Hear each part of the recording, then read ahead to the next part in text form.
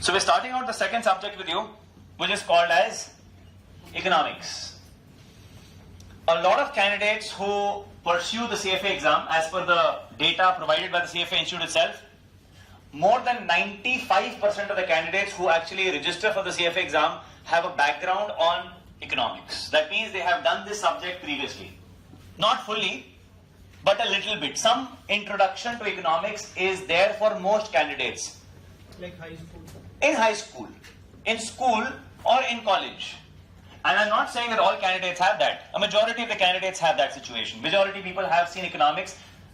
But that's okay. Even if you have not, in my class here, I am going to be absolutely teaching the content in a manner where I will focus on the logic.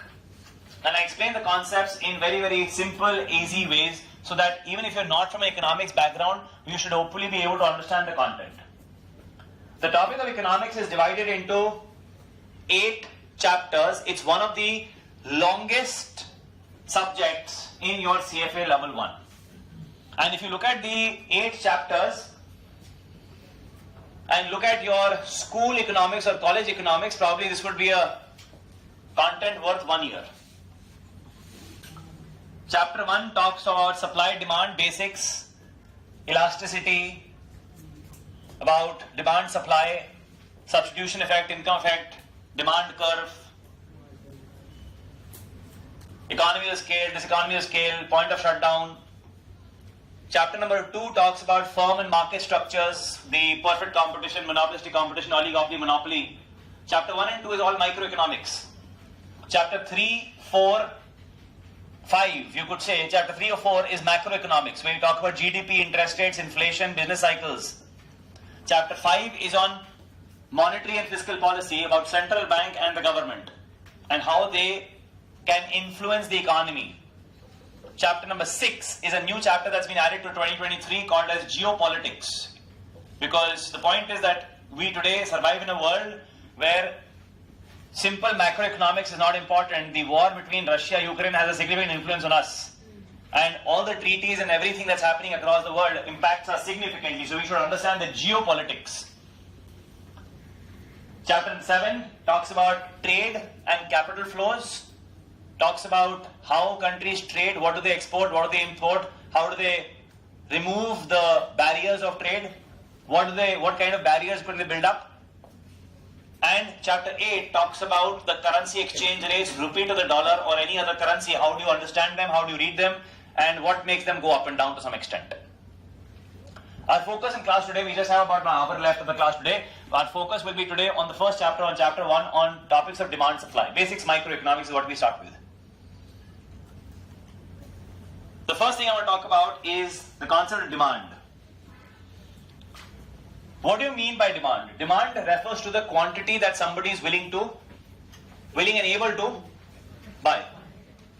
This quantity that you are wanting or willing or able to buy, this quantity, what does it depend on? What are the factors that influence the demand of a product? What are the few factors that explain the demand for a product? Why would the demand for some product be high or low? What would this depend on? The first and the most important variable that determines the demand for a factor, demand for a product, is the price. And this relationship with price generally is inverse. Higher the price, generally lower the demand, and vice versa. 99% of the products fall in this category. What other factors influence the demand for a product?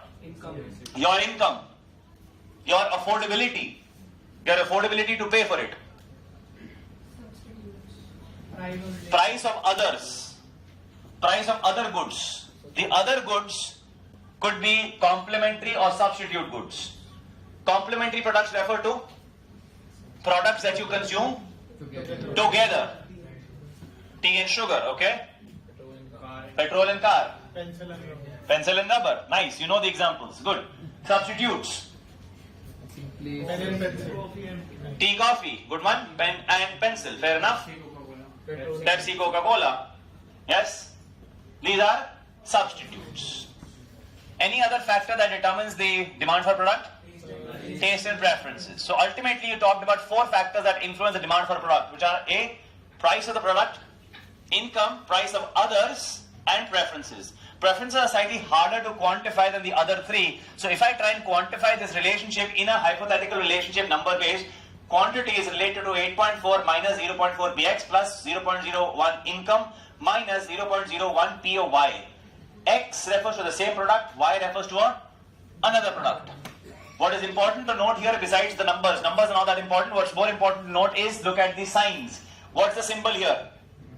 Negative. Now we just discussed in the previous class with you about the topic of slope coefficient. Use that knowledge and try to apply my following question. In the following question, if price of X increases by 1 unit, what will be the change in the quantity of X given everything else constant?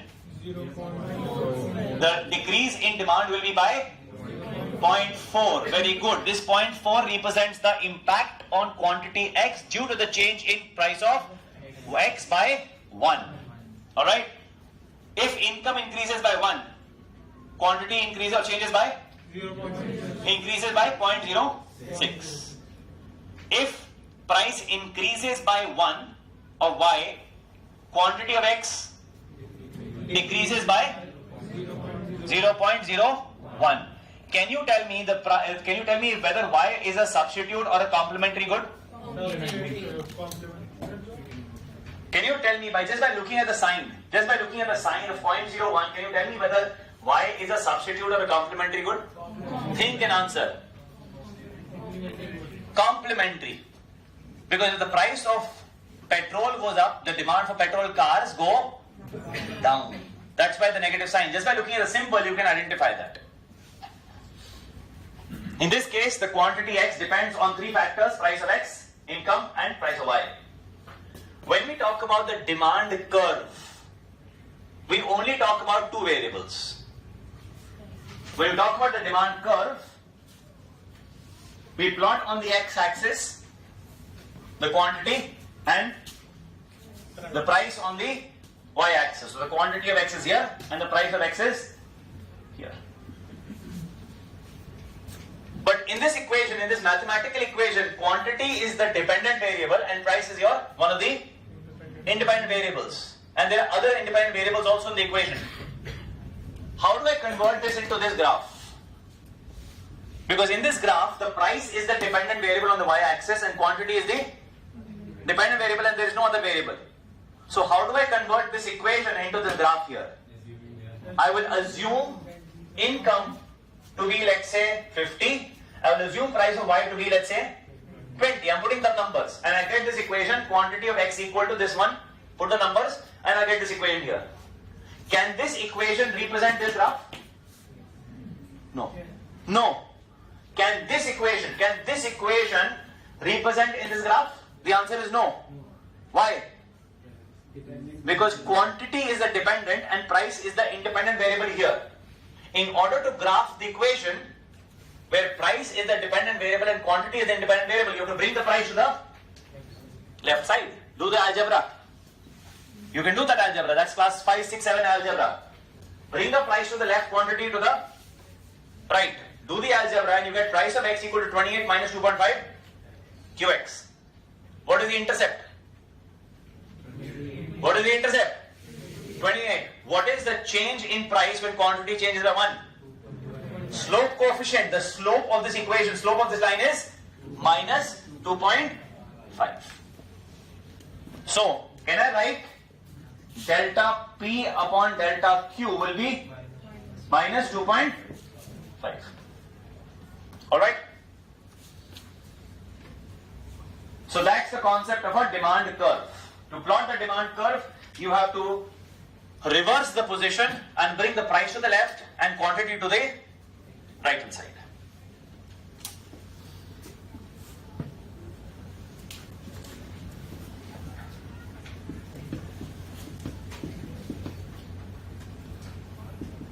I am the manager of a company. I go to my board of directors and tell them that, sir, let's increase our revenue by increasing the prices of our product by 10%. I have a proposal for my board of directors that let's increase the revenue of our company by 10% by increasing the price of our 10%. You're the board of directors, you're questioning me. I'm saying that the price, if you increase the price by 10%, the total revenue will rise. Do you agree? Yes. Yes. Do you agree that what I am saying is right? Do you think I have a good proposal? Why not? Quantity को आपको पहले देखना पड़ेगा ना कि कितना अगर price sir बढ़ाओगे तो बढ़ेगा कितने से कम 10% से नहीं बढ़ेगा sir demand quantity could decrease Quantity demanded could decrease or will decrease or might not decrease or will increase. It will depend on other factors as well. Depend on the quantity. Keeping everything else constant. Right now nothing else is changing. I'm only changing the price of my product. Quantity will decrease. We know the inverse relationship. We have just talked about it. There is an inverse relationship between price and quantity for 99% of the products. If you increase the quantity, if you increase the prices, the quantity will eventually fall. My point, how much? Will it fall by 10%, more than 10%, or less than 10%? Sir, we don't know. How do you know? No, I'm not talking about this data. This data is hypothetical. This data is just a simple equation for the sake of it. My discussion is more in general. If it decreases by 10%, what will happen to my revenue? It will remain same. Why? Because the price goes up by 10, the quantity goes up by 10%, so it will almost be the same. Multiply करके देख लो, करो. Quantity price goes up by 10%, so it becomes 1.1p. Quantity goes down by 10%, it goes to 0.9 q. 1.1 into 0.9 is 0.99 approximately. The revenue will not change. But if it decreases by more than 10%, The revenue will decrease. my total revenue will go down. And if on the other side the quantity goes down by less than 10%, the total revenue will increase. Okay? So the first question that my board of directors will actually ask me, they'll say, sir, what is the percentage change in quantity that's going to happen due to the percentage change in price that you are suggesting to us?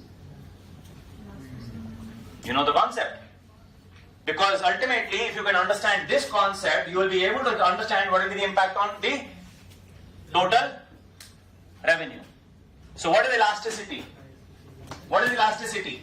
Elasticity is the responsiveness of quantity due to changes in price. And why are we bothered about this concept?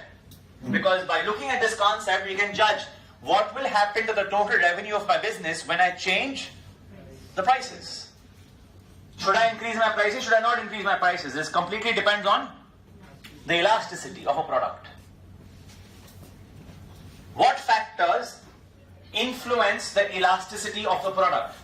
Elasticity in this situation was equal to 1. In this situation, elasticity was greater than 1. In this case, elasticity was less than 1. So elasticity can range between, it can go from 0 to infinity. Absolutely. Elasticity can be any number. So elasticity could be any number. Now my point is, if the elasticity is less or more, what are the factors that influence it? So what factors, my question now, what factors influence elasticity? There are 4 factors. What do you think? Type of good. What do you mean by that?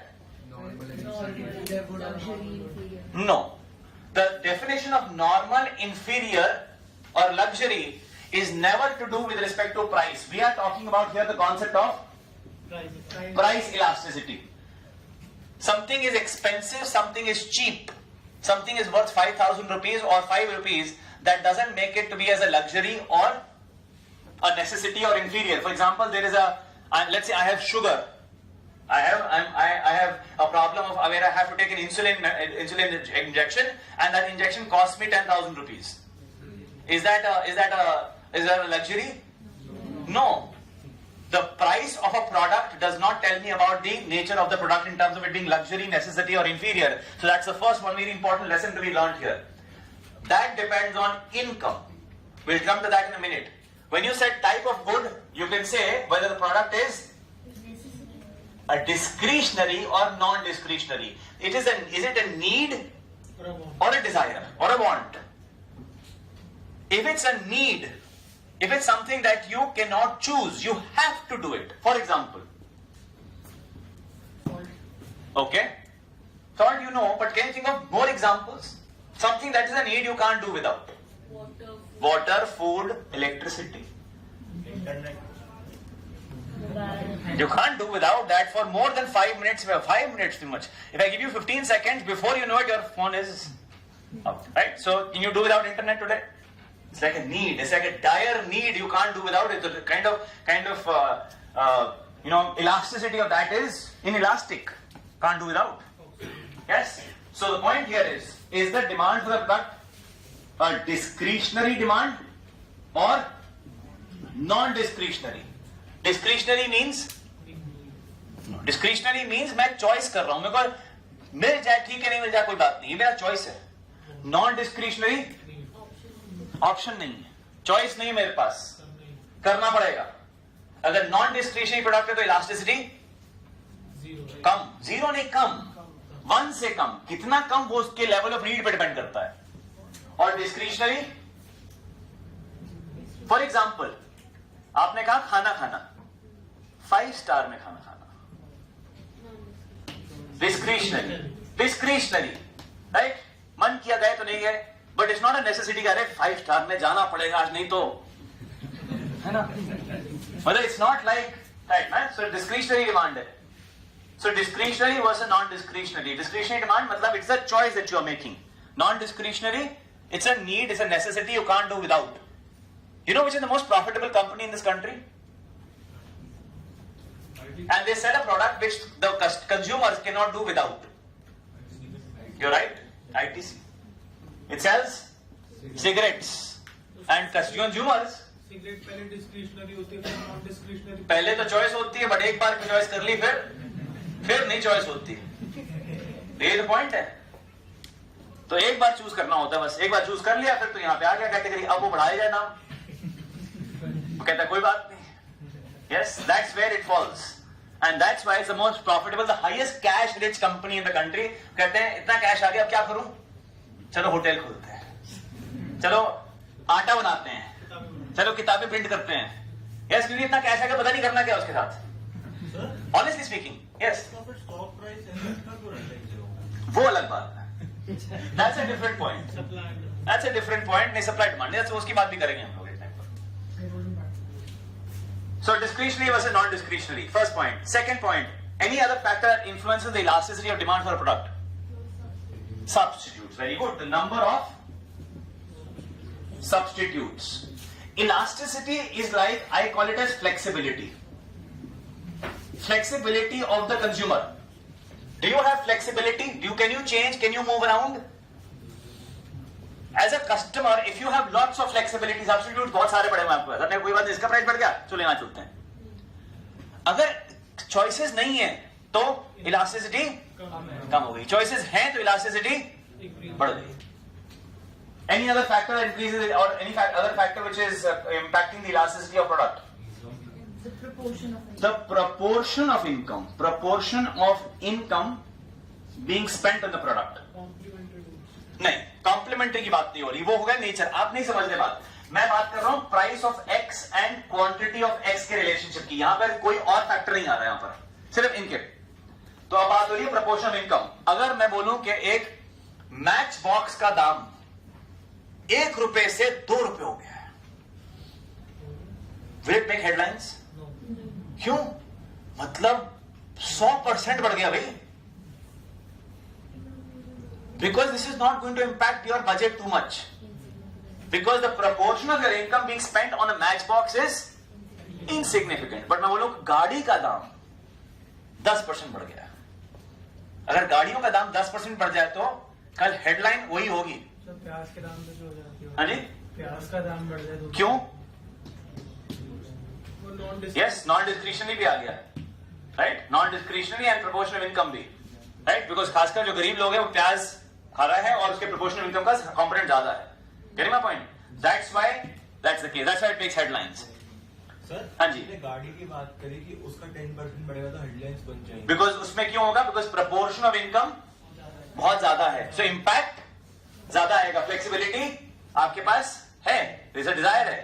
मेरा question ये है, मेरा point ये है that when the proportion of income being spent on the product is high, the elasticity will also be high. If the proportion of income being spent on the product is low, price के change करने से आप consumption change नहीं करोगे. आपको कोई बात नहीं, कोई फर्क नहीं पड़ता मुझे. Last factor that determines the elasticity of demand is time passed since the change in the price. जब अभी टाइम चेंज, अभी प्राइस चेंज करता है तो आपके पास ज्यादा ऑप्शंस नहीं होते हैं. But as time passes by the choices open up, right? So 4 factors that determine the elasticity of demand of a product: availability and the closeness substitute of goods, relative amount of income being spent, time passed since the change in the price of the good, and nature of the commodity, which is whether it is discretionary or non-discretionary. This elasticity was being calculated only with respect to price of X. I can also calculate elasticity with respect to price of Y and with respect to income. Yes, you had a question. Sir, time pass is एक बार फिर से. मान लीजिए आप कल class के लिए आए और जो बाहर कैफेटेरिया है उसने अपने चाय का दाम 10 रुपए से 100 रुपए कर दिया है. 2 घंटे क्लास के बाद आपने कहा पीनी तो है, ऑप्शन तो है नहीं, तो आपने कहा कोई बात नहीं आज पी लेते हैं. कल उसके अगले दिन वीकेंड जब आएंगे तो आप अपना थर्मस या कोई और ऑप्शन ढूंढेंगे नीचे. क्या इतना ज्यादा चार्ज कर दिया उसने एकदम से, तो अगर इमीडिएटली प्राइस बढ़ जाता है आपके पास चॉइस नहीं है. But as time passes by choices, options, flexibilities increase. Sir कोई कंपनी प्रोडक्ट ले सस्ते में तो उसको इसी कैटेगरी में डालेंगे. सी हाँ, मतलब अगर चॉइसेस बढ़ जाएंगी, राइट? नया वेंडर आ गया बारी, उसने कहा 100 का नहीं मैं आपको कम दूंगा. So that vendor is not going to come immediately as soon as the price goes up, but he will come over time. You will realize that. That opportunity will arise. Sir Yes. अगर कोई जैसे इनकी अलग से strategy हो कि भाई मैं बढ़ा रहा हूँ तो तू नीचे ठेला लगा ले, तेरा काम बढ़ जाएगा. वो भी पॉइंट है, वो भी एक स्ट्रैटेजी. वो उसको कहते हैं ऑलिगोपोली का. उसको कार्टेल बना रहे हैं ये लोग. ठीक है, कार्टेल में क्या होता है? Competitors come together and try to capture the market from the consumer के भी आपसे ज्यादा निकालेंगे. उसमें कार्टेलाइजेशन होती है. ठीक है, वो भी बात करेंगे ऑलिगोपोली में नेक्स्ट चैप्टर में. Next point, cross price elasticity. Cross price elasticity में क्या होता है? We talk about the elasticity of demand with respect to price of another good. And cross price elasticity could be positive और negative. If cross price elasticity is positive, you will classify the product into the category of it being complementary, a substitute good. And if it's negative, you classify it into complementary. अभी आपने किया था 2 minute पहले, जब relationship negative था तो क्या था? वो कॉम्प्लीमेंट्री था. ट्राई करो, सोचो इसके बारे में. फॉर एग्जाम्पल, अगर price of T goes up, demand of coffee will go up. Relationship क्या है? Positive relationship hai, and they are substitutes of each other. So measures the change in the demand of the good due to the change in the price of some other product, substitute or complementary.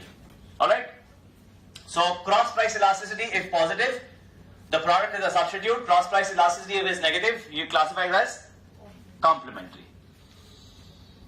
Income elasticity. In income elasticity, we classify the product into luxury, normal, inferior.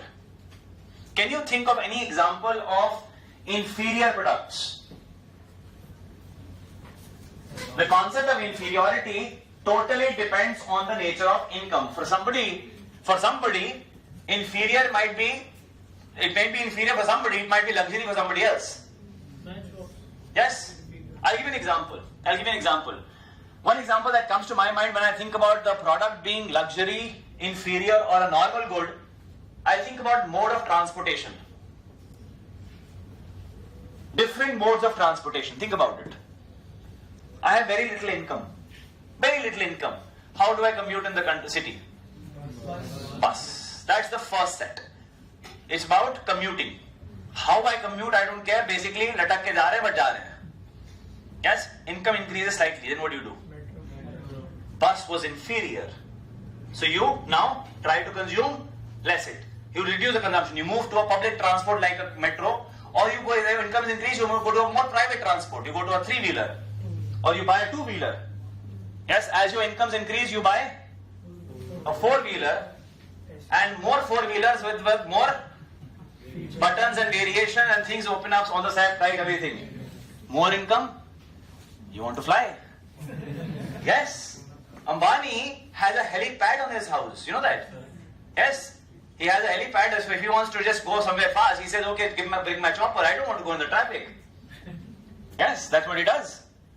So my point, elasticity, income elasticity. You can think about the product being luxury, inferior, or a normal good with respect to your income.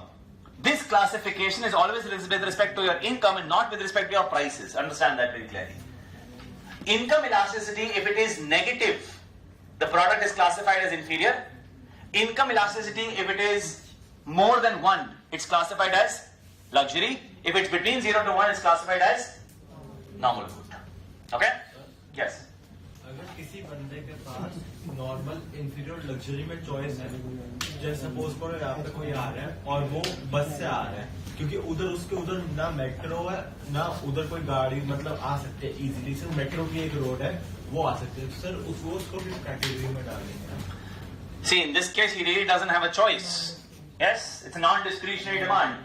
Okay, see, what you have to understand is, the product is not inferior, luxury, and etc. something. A product, for example, is bus inferior? No. Bus would become inferior if my income goes up. So is the bus inferior? No. Traveling by bus is not an inferior product. The point is, it becomes inferior for me because now I can afford better, and this was not very convenient for me. So it is not that the product itself always will be inferior. No. Recognize that. Let's not classify and make a blanket cover. For example, let's say I don't have any money. I had to walk it. Now bus is a luxury for me. Do you get the sense? So the classification of a product into any of these categories is not on the basis of its price or on the basis of its need. It is on the basis of its proportion of income, my income levels. That's how I'll decide all of this. Okay? Yes, question? More than 1 का आपने बताया luxury.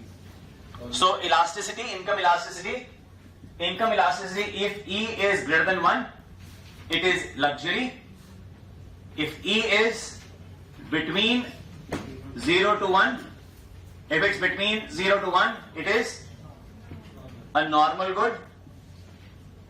And if E is less than 0, it is inferior. And that's why you saw that as my incomes increased, I started shifting from one kind of mode of transportation. By the way, there's a very interesting cycle that I thought I'll tell you. In the Western world, in some countries, traveling by bus is a luxury. You know that? Because in Switzerland, for example, people say bus is the best. Because A, you don't have to park. It travels on time and is convenient. So people actually go back. Well, what they thought is inferior initially, they go back to that as well. Things change as your incomes increase for that matter. Anyway, that's not a part of the course. So anyway, moving on. I'm talking about the concept of elasticity here and calculation. Have a look. I have this equation, quantity X equal to 8400 minus 400 Px plus 60I minus 10 Py. Also given the equation is price of X, income is 50, price of Y is 20. And if I put these three values into this equation, I get quantity demanded as 10,000 units. Given this data, I have to calculate price elasticity, cross price elasticity and income elasticity. Let's try and calculate the first one. How would you calculate price elasticity? Let's try to do that. So elasticity is equal to percentage change in quantity of X divided by percentage change in price of X. Can I write this equation as delta Q upon Q? Can I write this equation as delta Q upon Q whole divided by delta P upon P? I'm just rewriting the equation again. Delta Q upon delta P multiplied by P upon Q. Is this fine? Basic algebra. Now, can you solve this question from the given data? What is P given in the question? P is given to us as 3. What is Q given in the question as?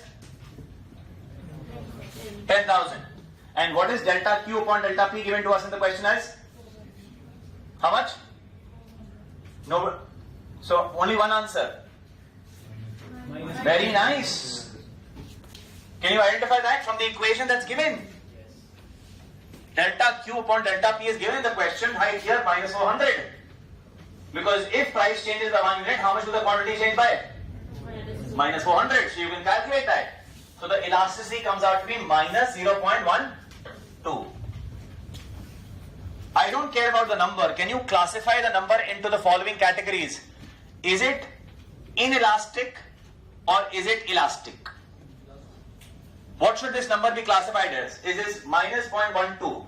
Would you classify minus 0.12 into the demand being elastic or inelastic?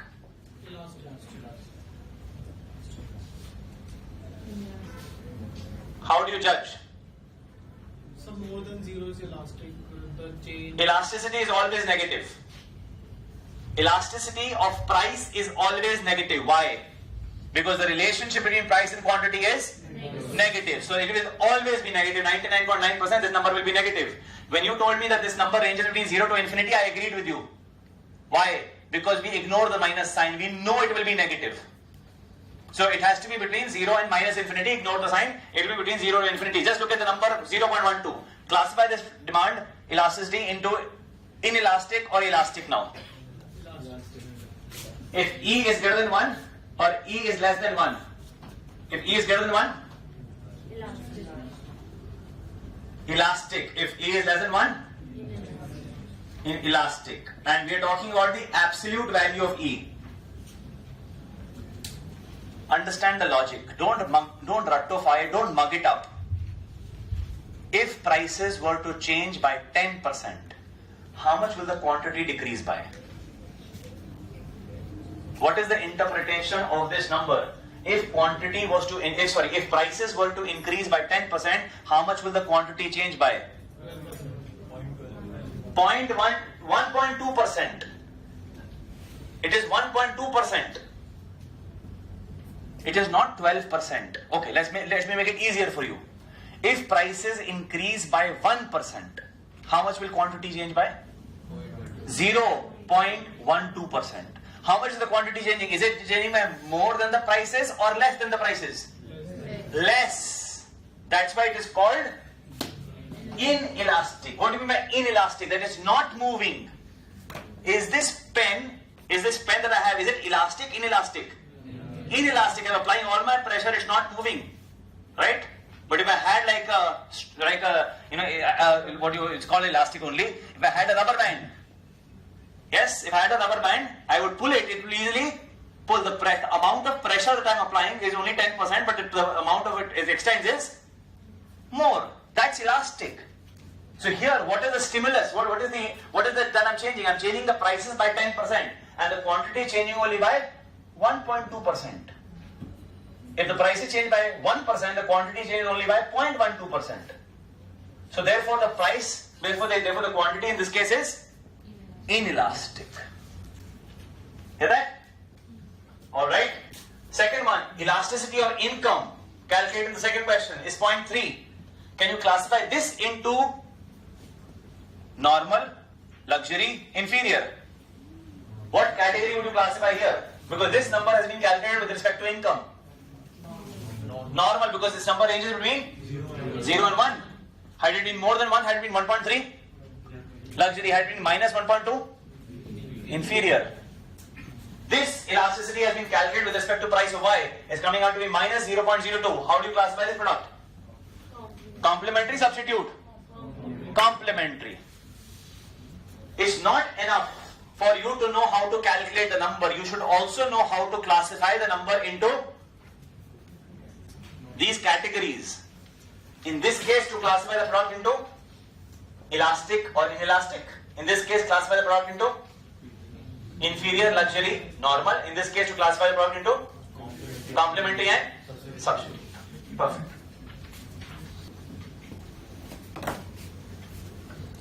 The next concept that I want to teach you is through an Excel file. Okay, I'm going to take the Excel file, I'm going to play with the numbers, and you help me out with it, okay? So let's take a hypothetical demand curve. Price is equal to 10 minus 2.5 quantity.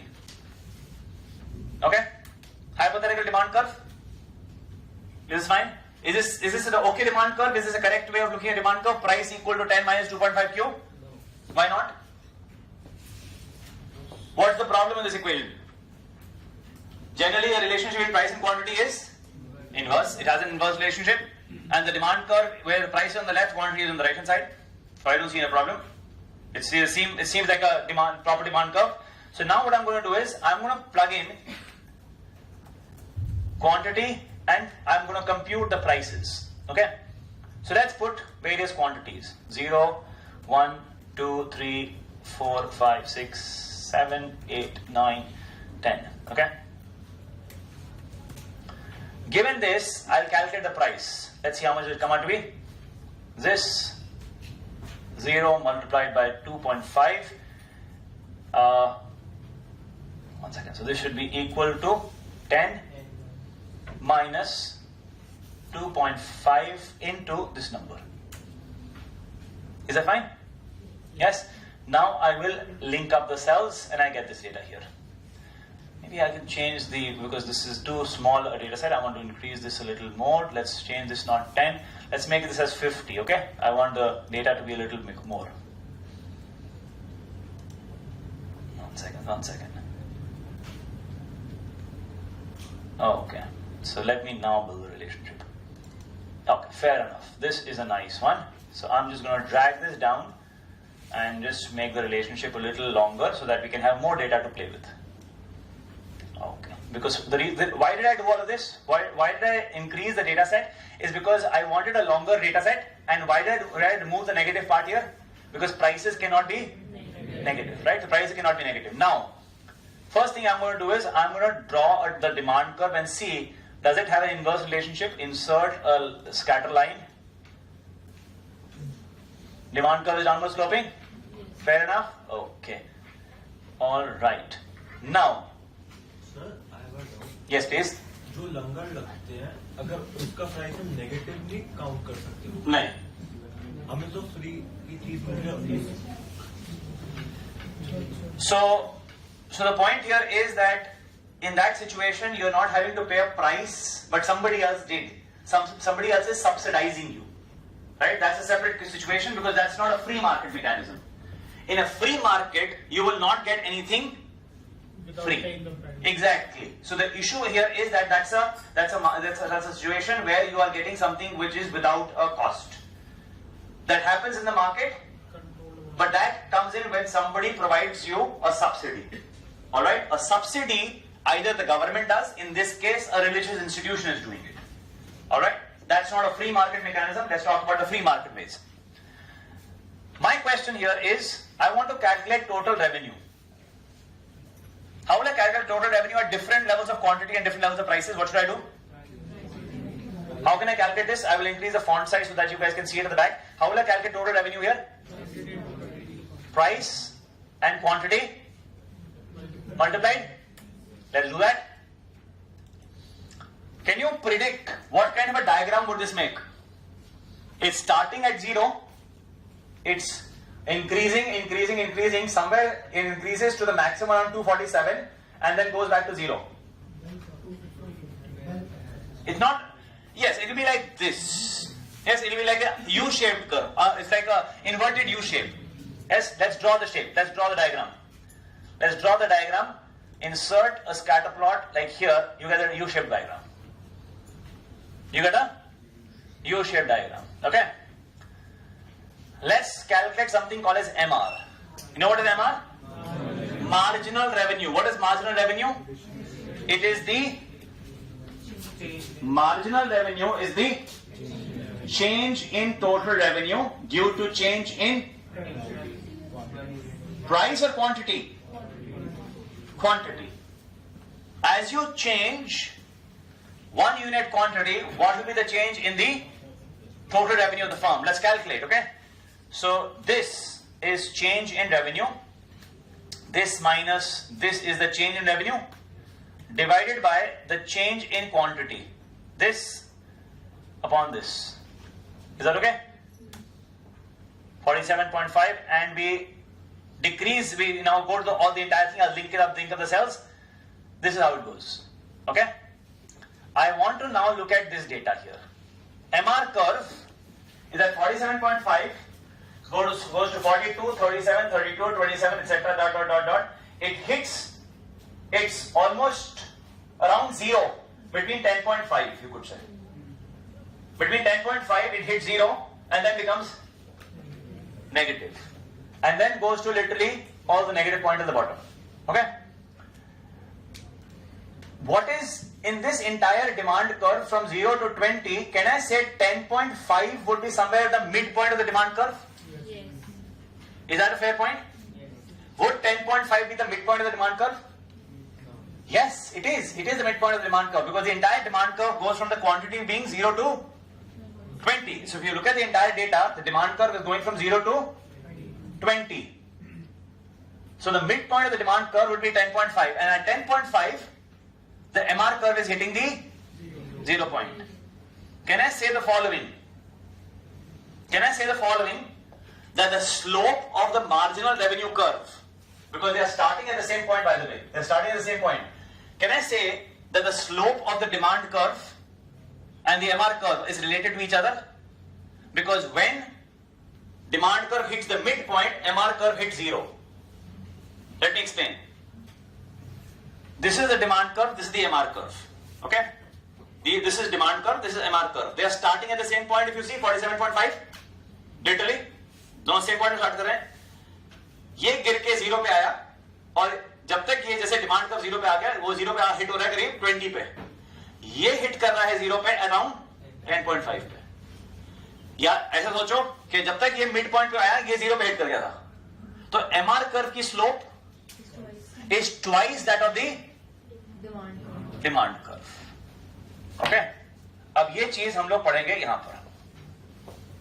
ये रहा आपका demand curve, ये रहा total revenue curve.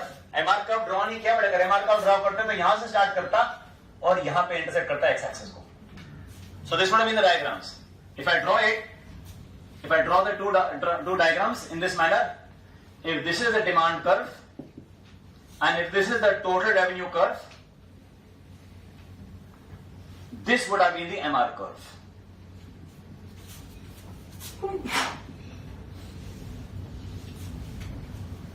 So this here is the MR curve and this here is the total revenue curve. MR curve, marginal revenue curve का जो slope होता है वो डिमांड कर्व से 2 गुना होता है. MR होता क्या है? इस टोटल रेवेन्यू कर्व का स्लोप. चलो, ये क्या है? MR is the slope of this graph. अच्छा, यहां पे स्लोप कैसी है? पॉजिटिव है. और स्लोप को कैसे हो रहा है? What is happening to the slope? It is decreasing. यहां पे स्लोप क्या है? फ्लैट है, मतलब 0 है. अब स्लोप क्या हो गई है? गिर रही है. तो इस एरिया में स्लोप नेगेटिव, इस एरिया में स्लोप, इस एरिया में स्लोप, तो वही हो रहा है MR कर्व. MR कर्व इस लेस पॉइंट के लेफ्ट साइड में पॉजिटिव, यहां पर 0, यहां पर negative. Do you notice that? तो आपने इससे क्या सीखा कि MR कर्व की slope is twice that of the demand curve. ठीक है? अच्छा, एक और चीज करेंगे हम लोग. Let's calculate elasticity. हाँ जी, पूछे. What does it mean? Right now, the meaning of that at this situation may not be very clear. This concept is applicable in the chapter of monopoly.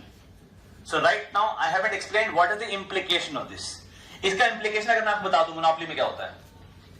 अगर मैं अपना प्राइस क्वांटिटी कंट्रोल कर सकता हूं, तो मैं इस पॉइंट के आगे कभी ऑपरेट नहीं करूंगा. बिकॉज इस पॉइंट के आगे मेरा टोटल रेवेन्यू गिरता जा रहा है, तो मैं कभी ऑपरेट नहीं करूंगा. तो मोनोपोली क्या करता है? हमेशा इस पॉइंट के लेफ्ट में ऑपरेट करता है. वो बनाता ही नहीं है. Even in monopoly, in any business, why would anyone want to operate in that? Competitive forces can push you. Sometimes competitive forces can push you, but as a monopoly, I will always operate in this portion of the demand curve. Like super cars होते हैं, वो certain number of cars वो उतना ही बनाएंगे। देखो ऐसा है, simple, 1 second. आपका मोनोपोली जो होता है वो ज्यादा आपसे प्राइसेस नहीं चार्ज करना चाहता है। मोनोपोली आपसे प्रॉफिट्स कैप्चर करना चाहता है। कोई भी कंपनी प्रॉफिट चाहती है। ही डजंट नेसेसरली वांट कि मैं आपसे महंगा चार्ज करूं, बट कोई भी चीज एक कंपनी आपसे ज्यादा प्राइस कैसे चार्ज करती है? एक्सक्लूसिविटी, उसको कम बना के दिखाती है कि भाई हमारे पास बहुत कम है, तो आपको डिफरेंट चीज मिलेगी, आपको यूनिक चीज मिलेगी। अगर आपको डिफरेंट यूनिक चीज मिलेगी तो ऑटोमेटिकली आप उसके लिए ज्यादा देने को तैयार हो जाएंगे। ये पॉइंट अलग है, ये हम बात करेंगे मार्केट स्ट्रक्चर में, अभी इसके बारे में हम नहीं पूछ रहे हैं इस टाइम पर, ठीक है? Will come to market structure in some time.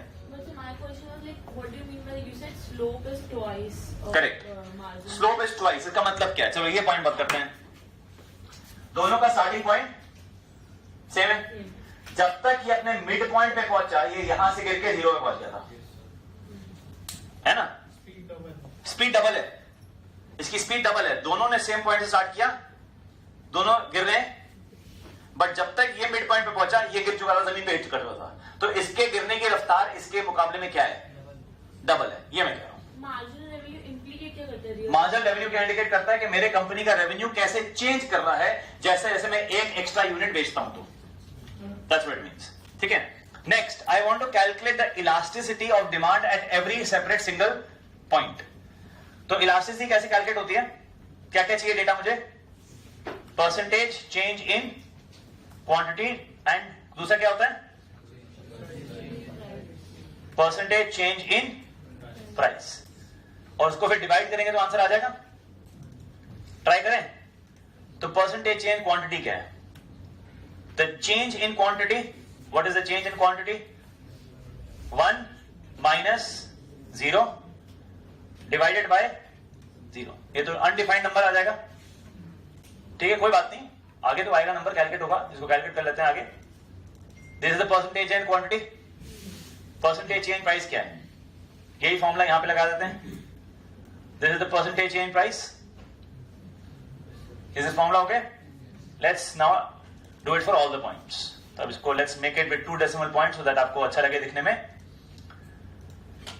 Now let's calculate elasticity. I want you to notice, how will you calculate elasticity? It is the percentage change quantity upon percentage change in price.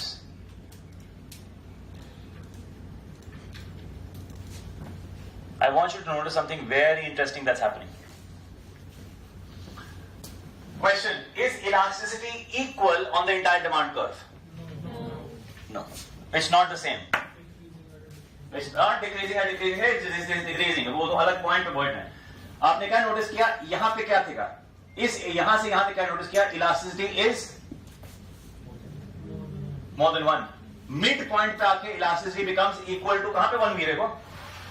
सीधा 10.5 11 के ऊपर, बिल्कुल mid point पे elasticity 1। और जैसे ही आप mid point के नीचे आए, elasticity less than 1। So on a straight line downward sloping demand curve, all इलास्टिसिटीज exist. एक डाउनवर्ड स्लोपिंग डिमांड कर्व पे इलास्टिसिटी कुछ भी हो सकती है। अच्छा, एक और क्वेश्चन, क्या इलास्टिसिटी और स्लोप और डिमांड कर्व सेम होता है? Is elasticity and slope the same thing? Yes no? Sir slope तो मैग्नीट्यूड होता है। ओके, मैग्नीट्यूड होता है। क्या ये मैग्नीट्यूड चेंज करता रहता है? मैग्नीट्यूड तो नहीं चेंज करता, स्लोप तो नहीं चेंज करना। जैसे इस वाले डिमांड कर्व में हमने जो डिमांड कर्व बनाया था, इस डिमांड कर्व में स्लोप क्या थी?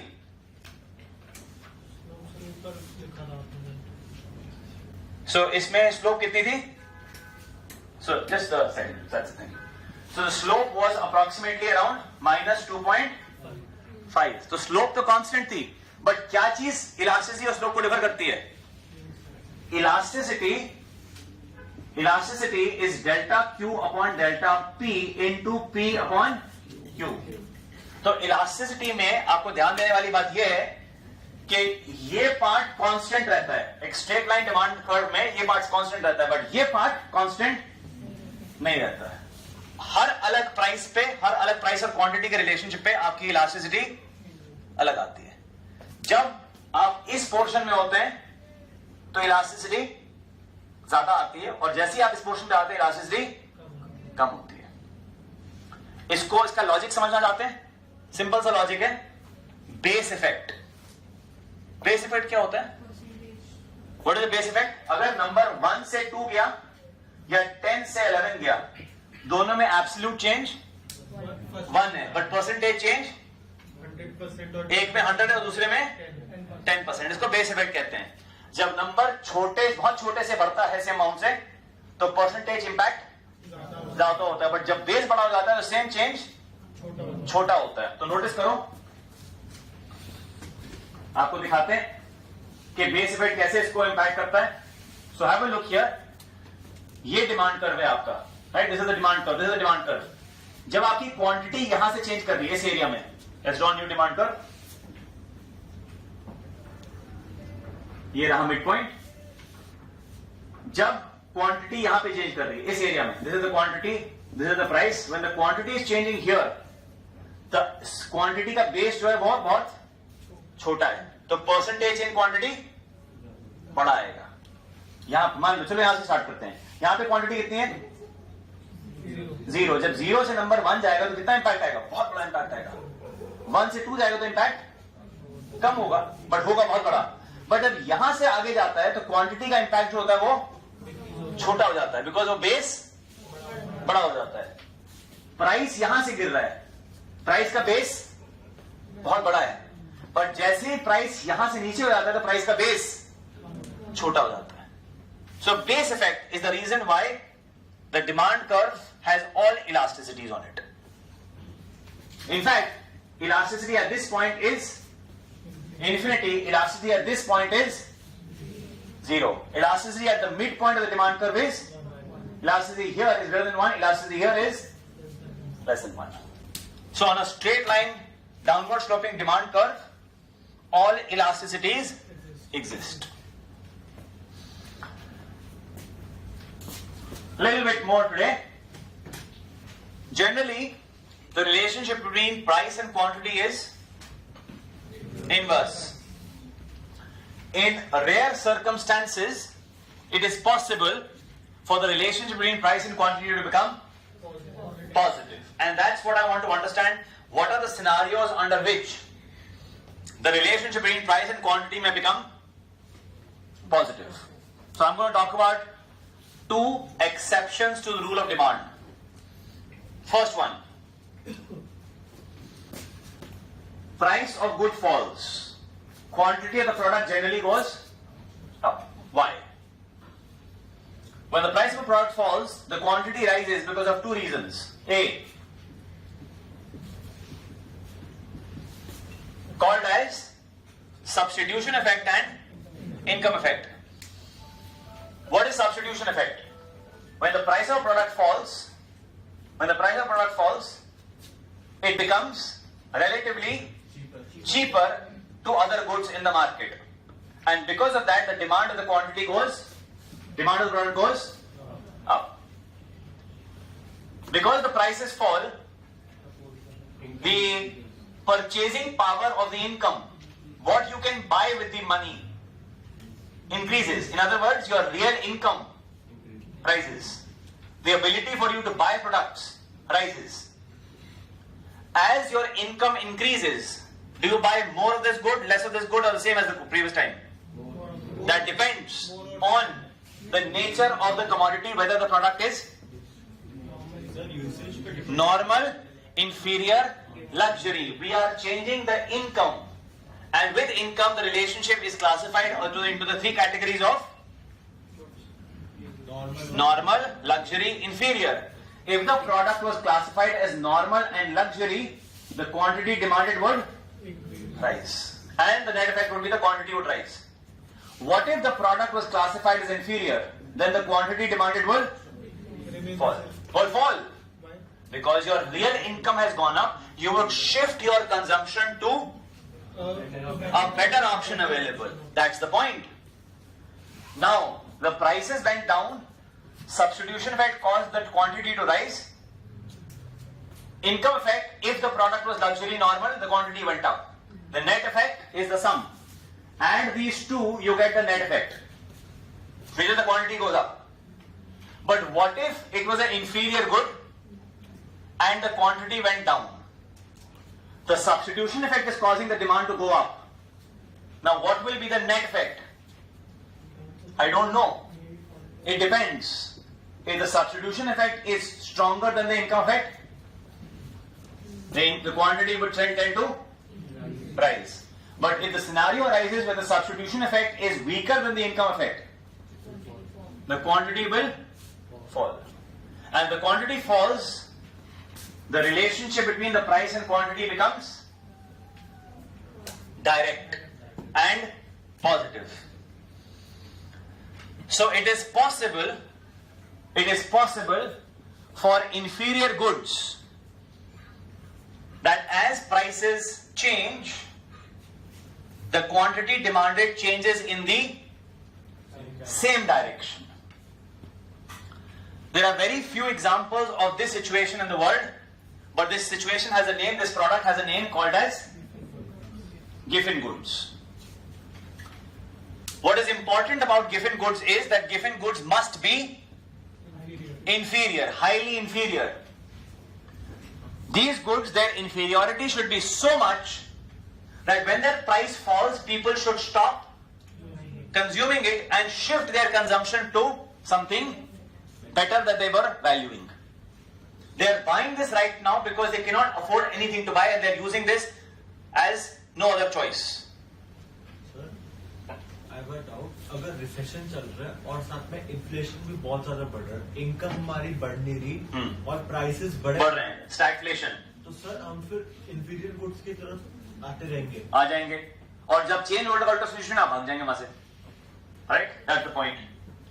So given goods are inferior goods, but not all inferior goods are Giffen goods, because it's not necessary that all inferior goods the quantity change will be the same as that of the direction of the price.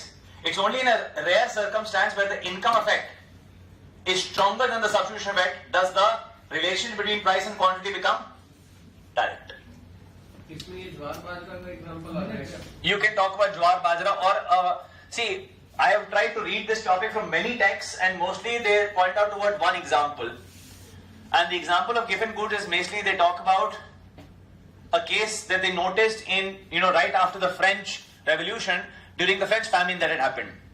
What they saw was that the price of potato, when it fell, people instead of buying more potato, started buying less of potato. The price gira, demand और गिर गई. Today, I can think of the example of an outdated technology. मान लीजिए CD का price गिरा, आपने कहा मुझे नहीं चाहिए क्योंकि इसका भी technology of saving data is no longer useful. I would rather go to superior product. Inferiority की वजह से आपने उसको छोड़ना शुरू कर दिया. प्राइस गिर रहा है, प्राइस के गिरने से आपने उसको कंज्यूम ज्यादा नहीं किया. So that's the case. Yes. One more example of exception to the rule is a situation. I'll give you an example to help you understand this. So what happened is, a very dear friend of mine gave me a gift. So he brought a present for me. I said, oh, thank you very much. And I opened the gift right in front of him. Alright, ये क्या है? Yes. फिर उसने कहा जरा, मैंने price tag देखा, लिखा वाह वेरी नाइस थैंक यू. मैंने कहा प्राइस टैग बड़ा महंगा है. यस, 20,000 रुपीज का गिफ्ट लाए आप मेरे लिए. तो मुझे प्रोडक्ट से खुशी नहीं हुई, मुझे प्राइस देख के खुशी हुई. जैसे हस्बैंड अपनी वाइफ के लिए साड़ी सिलेक्ट करते हैं तो उसको प्राइस टैग देना. चलिए, आप काफी एक्सपीरियंस बता रहे हैं. You're right. So the point is, these are called Veblen goods. Because Veblen goods are those products where you don't feel happy with the product, but you feel happier because of the price tag. And why? Because these products are a status symbol. And the biggest status symbol for humans is gold. क्या पहनते हैं आप शादियों में? क्या दिखाना चाहते हैं लोगों को? ज्यादा सोना पहन के क्या दिखाना चाहते हैं? Yes, my status is more. I have so much of gold. See, I have such designer jewelry. I have a bigger diamond. Yes, what is the point? Because क्या करते हैं उसका आप? उस गोल्ड का, उस ज्वेलरी का, उस डायमंड का आप करते क्या है? लॉकर में रखते हैं. फॉर एग्जाम्पल आपने कहा ये मुझे खरीदना है. क्यों? इसको मुझे रखने में पसंद आता है. करते क्या उसे? कुछ नहीं करते हैं. वो दिखाने में मजा आता है उसमें. सो वेबलिन गुड्स कैसे गुड्स हैं? वेबलिन गुड्स ऐसे गुड्स हैं जहां पे आपको प्राइस टैग से खुशी होती है. अगर गोल्ड कल प्राइस 100 रुपए किलो हो जाए, खरीदेंगे? कोई नहीं खरीदेगा, ऐसे पड़ा रहेगा रोड पे. ये बेसिकली शक्ति प्रदर्शन के काम आता है. बिल्कुल, शक्ति मतलब स्टेटस सिंबल. बिल्कुल बिल्कुल. तो इसीलिए अब आप ले आए गुची का बैग. है तो वो bag he, right? But because उस पे नाम लिखा हुआ है तो उसकी वैल्यू 10 टाइम्स हो गई. मोनोपोली हो गई. नहीं, मोनोपोली की बात नहीं, ये सिर्फ उसमें उसके बाकी बैग्स नहीं. आपको बैग्स की इंफॉर्मेशन और लोगों से मिल जाएगी भी. Yes, we will give you many more के व्हाट और तरह के ब्रांड्स कौन से होते हैं. By the way, one second example. Today homework for you. On Netflix you have to watch a documentary. Nice homework. Yes, it's a documentary on diamonds. How De Beers created diamonds to be a Veblen good. Diamonds are not rare. Diamonds are not something which is rare on this planet. But because De Beers, a monopoly, marketed and made people believe that diamond is a matter of status symbol, तो अगली बार आप किसी को propose करेंगे तो diamond की ring देनी पड़ेगी. क्योंकि डायमंड की रिंग नहीं हो तो प्रपोज एक्सेप्ट नहीं होगा. So my point here is that the product is a status symbol. It will help you recognize that if you give a bigger diamond or etc., that it's a symbol of your love. That's what the ad is, right? Yes, your love is being measured in that size of the diamond or the color of it. Yes. Sir जैसे bitcoin था तो वो भी Veblen good में आ जाएगा. Very good. तो एक in fact एक एडवर्टाइजमेंट था. एक एडवर्टाइजमेंट आया था टेलीविजन पे, where they said, in fact I quote the ad. Okay, the ad was, exact words were that the person is flaunting and say देखो हमारे पास बड़ी गाड़ी है, हमारे पास ये बड़ा ये है एटसेट्रा. ही सेज बिटकॉइन लिया क्या? What is he trying to say? कि देखो स्टेटस सिंबल में हमारे पास इतना कुछ है, ये नहीं लिया तो आप क्या हैं? Do you get that point? What were they really pointing towards? The guy who had made that ad simply said Veblen good के लिए ad बनाना है. Because उसकी वैल्यू क्या है? कुछ नहीं, उसका प्राइस इसलिए खरीदना है मुझे. NFTs. What is NFT? It's a show off. Yes, non fungible products. Right? क्या आपके पास बन गया? Stamp collected. Yes, कोई यूनिक चीज आपके पास है, बस वो आपने स्टैम्प कलेक्ट कर लिया, ये कोई पुराना कॉइन एटसेट्रा. क्या वैल्यू उसकी? अच्छी चीज. Art work. एब्सोल्युटली. आपने उसके लिए ज्यादा पैसे दिए ना. हाँ जी, आपने उसके लिए ज्यादा पैसे दिए. एग्जैक्टली. आपको एक चीज मैं बताऊं interesting. Saddam Hussain was hanged. Yes, you know that. जो रस्सी इस्तेमाल की गई थी उसको हैंग करने के लिए कितने में बिकी? Exactly, you know that. The rope which was used to hang Saddam Hussein was sold and was bought by somebody worth $2 million. 14 crore रुपए. Sorry, 16 करोड़ रुपए. How do you believe that? क्यों? क्या मिलेगा उसको से? क्या करेगा वो उसका? अजय देवगन ने अमरूद भी खरीदा था उसमें. Whatever the case. Anyway, now with all of these examples, you know, remember what Veblen goods are. Yes. एक बार इनकम एंड सब्स्टिट्यूशन इफेक्ट समझाओ. Income substitution effect. Substitution effect means as the prices change, the products become relatively, as the prices go down, the product becomes relatively cheaper. Therefore, the demand goes up. Income effect, your real income rises. Therefore, you demand more or less depending on whether it's normal, luxury or inferior. So, what are Veblen goods? Veblen goods are products whereby looking at the product, you don't know the satisfaction, the happiness that you get. But the satisfaction, happiness depends on your price tag, and you use the price tag as the value that you associate, and therefore higher the price, higher the value. And yes, that's also the case with paintings. Sir, watch market में भी यही होता है. Absolutely, it's actually Rolex, for example. Yes, that's the case. और sir उसका supply भी कम है. क्यों कम है? ज्यादा नहीं बना सकते ना? अच्छा बताओ पेंटिंग्स का क्या है? आपको पता है पेंटिंग्स की वैल्यू कब बढ़ती है? वन सेकेंड आपको पता है पेंटिंग्स की वैल्यू कब बढ़ती है? जब आर्टिस्ट मर जाता है। क्यों? अब वो बना नहीं सकता और एक्सक्लूसिव हो गई, अब वो एक ही बनेगी बस वैसी। हाँ जी सारी हैंडबैग कंपनीज जो उनका बचा उसका होता है जला देती है ताकि एग्जैक्टली क्योंकि आप सप्लाई नहीं बढ़ाना चाहते उस चीज की, आप उसको जला देंगे बट बेचेंगे नहीं। Absolutely you are right.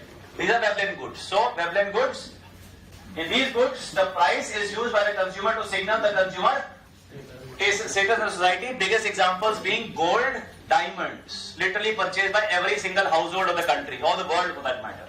As I said, go and watch on Netflix today itself the concept of the diamond being a Veblen good. How diamond was made to be a Veblen good by De Beers. Right? It's a good, interesting documentary for you to understand this concept better. One second, let me finish, let me take your question. So we stop here for today. And when you come back tomorrow, I'm going to talk about this chapter completely. I'll talk about accounting, economic profit, normal profit, factor of production. I'll talk about all these TPA, PMP curves, the cost curves. I'll talk about the average cost curves, break-even shutdown point. And then we'll talk about the concept of the demand-supply curve. The firm and the market structures. In tomorrow's class, what I plan to do is, I plan to complete out chapter 1 for sure. I plan to complete chapter number 2 for sure. And I'm hoping I can move into chapter number 3 a little bit tomorrow. That's my plan. Okay? So come in prepared, flip through the pages, read the content a little bit before coming in. You will feel far better prepared for the class if you have read a little bit or flipped through the pages before coming in. You'll feel more satisfied. Alright? A little bit, very little. No national income counting, but basics. So I'll try and cover up chapter number 2 for sure, and a little bit of chapter 3 I will talk about tomorrow. Perfect. So I'll see you guys tomorrow at same time, 12:30. Thank you.